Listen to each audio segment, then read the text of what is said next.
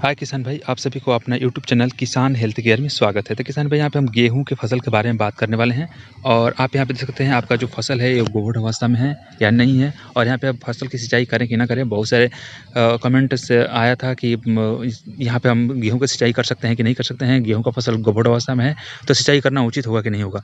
तो किसान भाई, अगर मैं आपका फसल अगर मैं इस अवस्था में, देखिए मैं कैमरे को जूम करके दिखाऊंगा कि अभी बालियाँ जो है निकली नहीं है, अभी गोबड़ अवस्था में है ये फसल। तो यहाँ पे कुछ पोषक तत्व की ज़रूरत होगा जिससे आपको देना बहुत उचित होगा। तो आप सिंचाई करने जा रहे हैं तो एक तो बात ध्यान रखें दिमाग में कि जब भी सिंचाई करने जा रहे हैं तो इसमें आपको पोषक तत्व की ज़रूरत होगी जिससे पौधे में विकास हो सके। तो जब भी सिंचाई करने जा रहे हैं तो सिंचाई करने से पहले आपको जिंक 33% यानी कि 33% उसका छिड़काव कर सकते हैं। और उसके साथ आप ले सकते हैं सल्फर 90% और WP 50% यानी कार्बेंडाजिम का भी प्रयोग कर सकते हैं। और 18-18-18 का भी यूरिया के साथ आप छिड़काव करें। जितनी भी हम दवाई बताए हैं आपको, खाद्य सामग्री बताए हैं, इसका आप यूरिया के साथ छिड़काव करें। ये ध्यान रखें, जिंक 33% यानी कि 33%, WP यानी कि 50% आपको लेना है, और सल्फर 90%, और उसके बाद से 18-18 का भी प्रयोग यूरिया के साथ मिलाकर छिड़काव करें। उसके बाद से आप अपने खेतों का सिंचाई करें। तो जो फसल लगा हुआ है देखिए गोबड़ अवस्था में है, और इसमें जो है कि सिंचाई करना बहुत उचित होगा, क्योंकि इस समय आप सिंचाई करते हैं तो पौधे में विकास होगा और बालियाँ लंबी लंबी निकलेंगी जिससे उपज आपको ज़्यादा देखने को मिलेगा।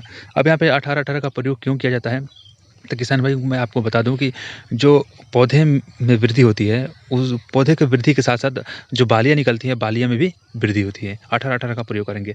और सल्फर का कार्य होता है कि आपका जो पौधा है, पौधा जो मिट्टी के अंदर जितने भी तत्व होता है उसको एब्जॉर्ब करके और गेहूँ के ऊपरी हिस्से तक पहुँचाता है, जिससे बालियाँ जो है बालियों में वृद्धि होगी, और जो दाने पकड़ेंगे वो आपका दाना बिल्कुल चमकदार होगा, यानी कि दाने पे लाइट होगी, और आपका उपज भी ज़्यादा होगा। तो ये ध्यान रखें कि आप सल्फर 90% का प्रयोग कर सकते हैं।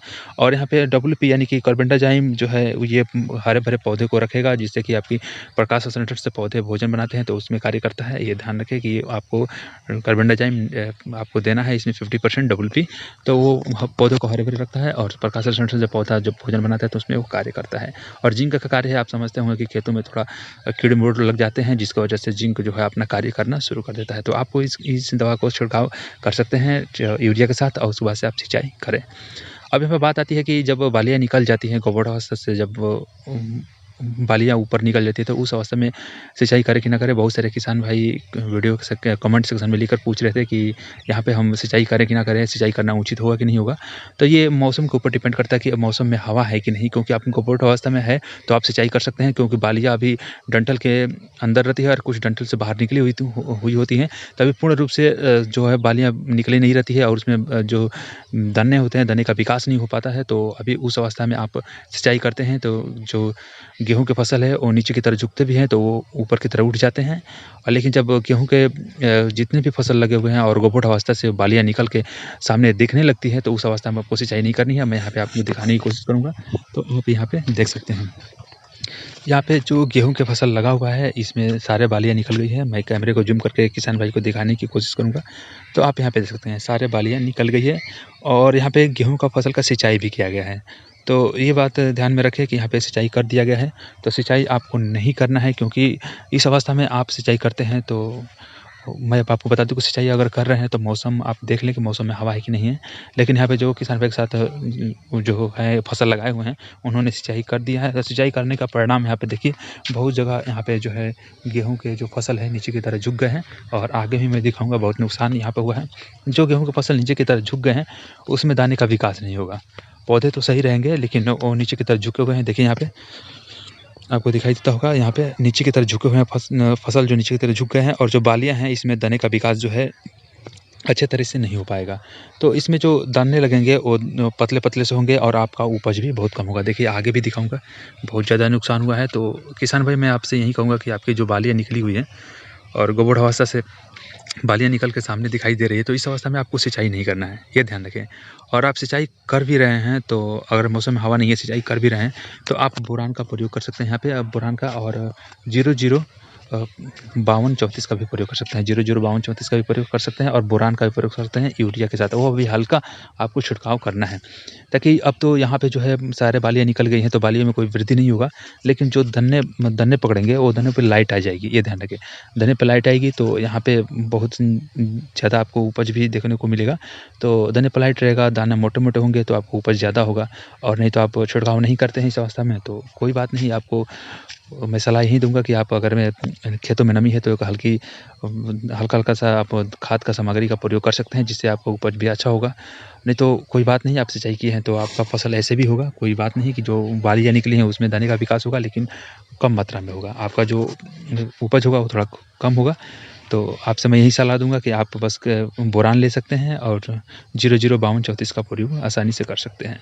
अब यहाँ पे बात आती है कि बहुत सारे किसान भाई बोलते हैं कि जो बालियाँ निकलती हैं, बालियों के जो फूल निकलते हैं, वो फूल जो हैं दवा या कोई भी चीज़ स्प्रे करने के बाद से झड़ जाते हैं, तो उसपे कोई फ़र्क पड़ेगा कि नहीं पड़ेगा? तो मैं बता दूँ कि जब फूल निकलते हैं तो परागण होता है पौधे में, तो उस समय आपको एक हल्का-सा का स्प्रे करना चाहिए, और स्प्रे करते समय आप इमिडाक्लोप्रिड ले सकते हैं, जिससे कि बालियाँ कभी-कभी देखे होंगे कि काली-काली हो जाती हैं और उसमें दाने का विकास नहीं होता है। तो जो ऊपर से लाही गिरती है, कीड़े गिरते हैं, आपको हमारे क्षेत्र में लाही के नाम से जाना जाता है, जो सरसों के फूल पे गिरते हैं। तो आपके क्षेत्र में उस कीड़े को किस नाम से जाना जाता है तो आप कमेंट सेक्शन में लिखकर सेंड कीजिएगा, लेकिन हमारे यहाँ उसको लाही के नाम से जाना जाता है।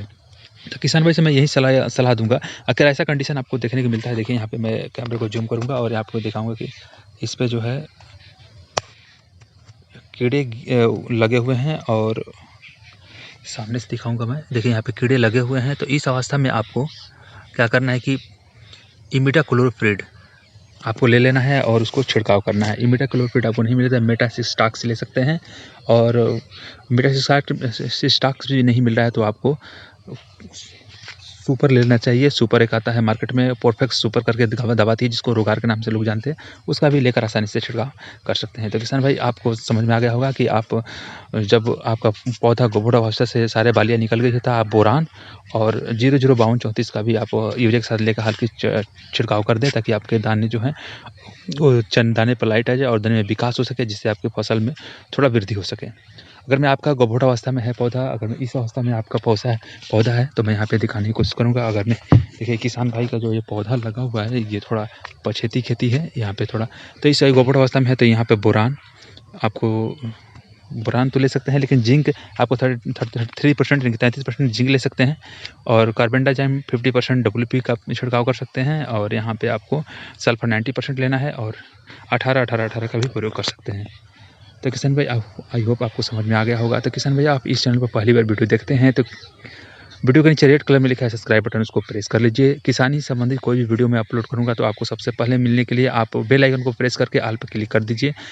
खेती बाड़ी से कोई भी समस्या है तो आप कमेंट सेक्शन में लिखकर सेंड कर दीजिए, उस पर मैं वीडियो बनाकर आपका सारा समस्या दूर कर दूंगा। और जो भी समस्या है आप कमेंट सेक्शन में लिखिए, यहाँ पे रिप्लाई के माध्यम से भी आपको बता दिया जाएगा कि कौन कौन सी समस्या है, और आपका फसल में कोई नुकसान हो रहा है तो उसका भी इलाज यहाँ पे बताया जाएगा, और जो भी खाद सामग्री होगी आपको यहाँ पे बता दिया जाएगा। तो किसान भाई आज के लिए इतना ही। जय हिंद, जय भारत, जय जवान, जय किसान।